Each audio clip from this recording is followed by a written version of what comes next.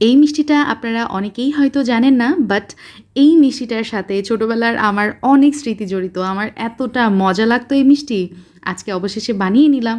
এই মিষ্টিটা বানিয়ে নিয়ে সেই ছোটোবেলায় ফিরে গিয়েছি আমি। এই মিষ্টিটাকে বলা হয় গুটি সন্দেশ, সাগরদানা সন্দেশ, তবে আমি বলতাম পাখির ডিম। যাই হোক, ছোটোবেলায় এক মুঠো করে নিয়ে নিতাম আর ইচ্ছা মতো খেতাম। একদম মিষ্টির দোকানের মতো হুবহু টেস্ট পাবেন, আমি তো বলবো তার থেকেও বেশি মজা হয়েছে আমারটা।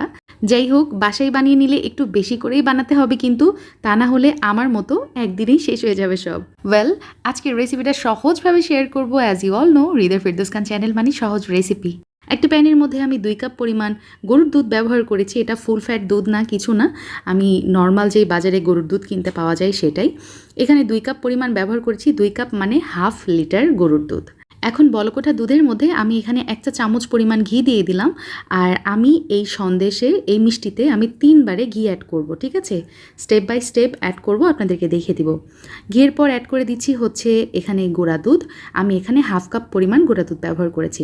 গুঁড়া দুধটা দেওয়ার সময় চুলার জালটা অফ ছিল, তারপরে গুঁড়া দুধ মিক্স করে আবারও চুলার জাল অন করে দিয়েছি। এই টেকনিকটা আমি ফলো করি যাতে করে গুঁড়া দুধ দানা পেকে না যায়। গুঁড়া দুধ খুব ভালোভাবে মিক্স করে নেওয়ার পর আমি চিনি অ্যাড করছি।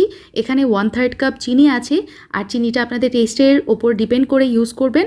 আজকে আমি এই সন্দেশে যতটুকু চিনি ইউজ করেছি, ধরেন একটু কম মিষ্টি হবে। আর আপনারা যদি পারফেক্ট মিষ্টি চান সেক্ষেত্রে হাফ কাপের মতো চিনি এখানে অ্যাড করতে হবে। তো জাল করতে করতে দেখতেই পাচ্ছেন খুব সুন্দরভাবে কিন্তু আমার মিশ্রণটা ঘন হয়ে আসছে, সন্দেশের মিশ্রণটা।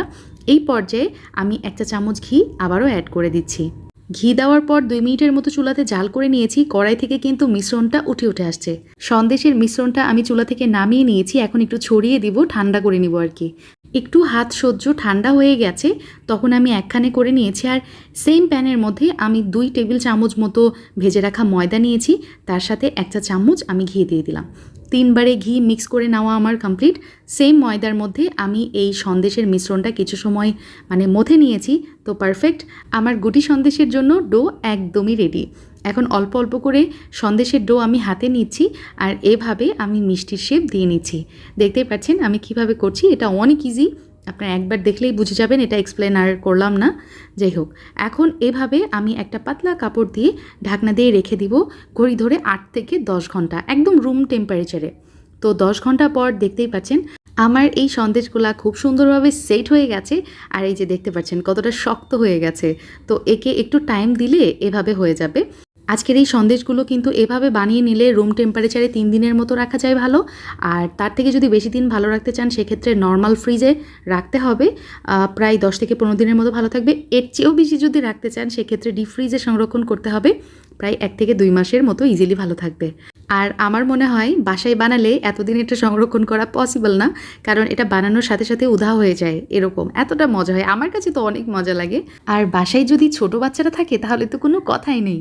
সো ইনাফ ফর টুডে, ইনশাআল্লাহ আবার দেখা হবে। আল্লাহ হাফিজ, আসসালামু আলাইকুম।